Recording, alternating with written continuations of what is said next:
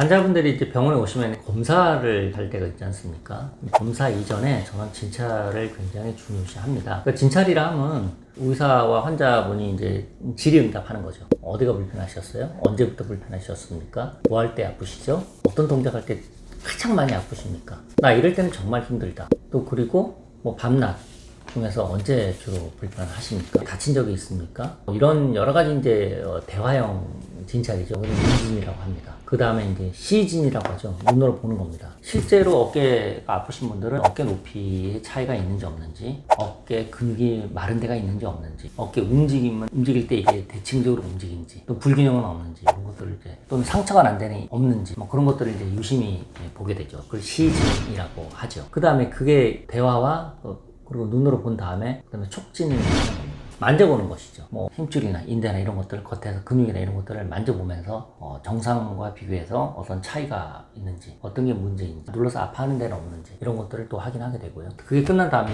움직여 봅니다. 뭐 어깨가 아프신 분이라면 당연히 운동 범위를 체크를 하게 되겠고요. 더불어서 가끔 이제 신경통이 있는 경우 있습니다. 목 디스크나 협착이 있어가지고 아픈 분들이 있는데, 그런 경우는 이쪽으로 해서 감각이 좀 떨어지는 경우도 있습니다. 그러면 이쪽에 감각이 떨어진다라고 할 경우는 반대쪽과 비교해서 이쪽은 괜찮으세요? 이건 4살 같아요. 근데 여기는 4살 같지 않아요. 그러면 정상인 4살을 100이라고 하고 아예 모른다, 비정상을 0이라고 했을 때 어느 정도 감각이 살아있는지 그 정도를 또 체크하기도 하고요. 그렇기 때문에 진찰을 굉장히 중요시합니다. 그런데 이제 그런 진찰을 했음에도 불구하고 뭐 실마리가 잘 안 잡힐 때는 그때 이제 검사를 하게 되겠죠. 그때는 간단하게는 엑스레이 검사, 그리고 뒤져서 초음파, 어깨 힘줄이나 인대를 보는 초음파가 되겠고, 그래도 안 되고 그 깊은 곳에까지 문제가 있을 것으로 예상이 된다. 초음파에서 회전근개 힘줄 파열이 있거나, 그런 경우에는 혹시나 모를 연골 손상이 있거나, 회전근개 힘줄 파열이 힘줄뿐만 아니라 근육에까지 광범위하게 파열될 수도 있다는 것이 의심될 때는 그때는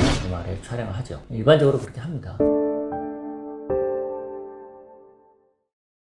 근데 문제는 MRI까지 촬영했는데 특별하게 문제는 없다, 이런 경우가 있습니다. 그러면 이게 뭔가 나는 불편한데, 꾀병이 아닌 이상 불편한데 MRI에 나오지 않은 불편함이 있을 수도 있다는 겁니다. 그렇죠. 그러면 큰 문제는 아닐 거라고 생각합니다. MRI나 이런 초음파는 구조를 보는 거야. 안에 있는 이 정상적으로 있어야 될 구조가 정상적으로 보이는지를 보는 겁니다. 뭐 끊어져 있거나, 아니면 외상으로 인해서 뼈가 손상이 되어 있다거나, 인대가 파열이 되어 있다거나, 뭐 물혹이 있거나, 이런 것들은 정상적이지 않은 것을 발견하는 데는 좋지만, 모양새가 허우대가 멀쩡한데 나는 불편하다, 이런 경우가 있죠. 예를 들어서 근막 통증 증후군 같은 경우는 그렇습니다. 나는 불편한데 MRI 잘 나오지 않는다, 이런 경우도 있고요. 충돌 증후군도 그런 경우가 있습니다. 엑스레이는 우리가 어떻게 촬영합니까? 가만히 앉아서 가만히 있는 상태로 촬영합니다. 근데 충돌 증후군은 뭐라고 그랬죠? 가만히 있을 때 아플 게 아니라 들어올 때 특정 각도로 움직일 때 아파하는 겁니다. 그럴 경우에는 초음파로 따지면 동쪽 초음파를 해서 초음파를 여기다 대고 팔을 들어 올리면서 실제로 충돌이 발생하는지, 움직일 때 충돌이 발생한지를 초음파로는 볼 수가 있죠. 그런 동쪽 초음파로 좀 특별한 영역이지만 움직이면서 찍은 게 아니에요. 엑스레이도 가만히 있을 때 찍는 겁니다. 우리 사진 촬영할 때 동영상은 그냥 그렇게 찍으면 되겠지만, 그냥 사진은 움직이면 안 되지 않습니까? 사진이 흔들린다고 그러지 않습니까? 똑같습니다. 그래서 MRI 찍었는데 문제가 없다라는 그런 분들도 제가 하루에 한 그 정도는 제가 그런 환자분들 뽑습니다. 그런 분들은 굉장히 답답해합니다. 전류가 아파서 목 MRI 혹시 디스크일까 싶어서, 회전근개 파열일까 싶어서 대학병 가서 MRI 촬영했는데 큰 문제는 아니라고 합니다. 크게 목이나 어깨에 뭐 힘줄 파열이나 뭐 수술할 정도는 아니다라고 교수님 그런 말씀 하십니다. 그러면 같이 갔던 가족들이 덩달아서 별 문제가 없대는데 이렇게 얘기를 합니다.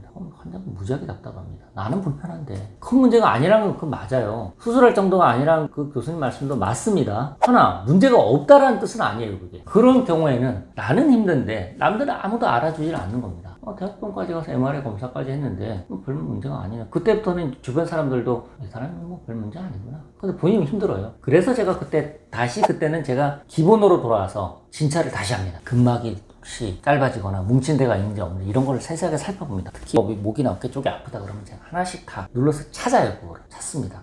그러면은 환자분이 제일 힘든 부위를 찾을 수가 있어요. 그때는 근막 치료를 하게 되면 환자분 어깨가 굉장히 가볍다고 얘기를 하십니다. 근데 이건 뭐 죽고 사는 문제는 아니지만 그분들한테는 뭔가 틀어져 있고 굉장히 불편한 겁니다. 그래서 뭐 그분들은 가끔 뭐 도수치를 받거나 마사지를 받으면 좀 낫다, 이내고 다시 힘들어진다, 이 말씀을 하시거든요. 받을 때 뿐이다. 그거는 근본적인 진단이 안 된 상태에서 마사지만 받으면은 그 근본적인 해결책은 될 수는 없어요. 물론 마사지 받으면 시원하고 그땐 좋은데 좋아. 그럼 제가 물어봅니다. 이거 언제까지 받으실 거냐고. 그럼 기한이 없어요. 답이 없는 겁니다. 그러면 그분은 계속 그거에 의존하시다가 내가 이제 이거는 한번 근본적으로 한번 살펴볼 필요가 있습니다 해서 제가 진찰을 하고 이렇게 해서 그분이 좀 편해지셨단 말이죠. 그리고 바른 자세 연습을 딱 생활을 하셔서 본인이 물고기 잡는 법을 딱 알게 되지 않습니까? 그러면 그분은 뭐 마사지고 도수치고 병원이 필요 없어져요. 제가 추구하는 재활의학이 환자분이 누구의 도움 없이 스스로 내 문제를 해결할 수 있는 능력을 가지게 하는 게 재활의학의 목표입니다. 치료만 하는 게 아니고요. 환자분 스스로 이런 문제가 생겼어. 이거 이전에 내가 해결했던 적이 있었지. 그러면 하나도 겁날 거 없고 두려울 거 없습니다. 이건 내가 알아서 할 수 있다라고 자신감이 생기는 순간 이미 그건 끝난 겁니다. 그래서 진찰을 통해서 그 MRI 정밀 검사에 드러나지 않은 것들을 제가 찾아드리고 환자분들께서 바른 자세 연습을 통해서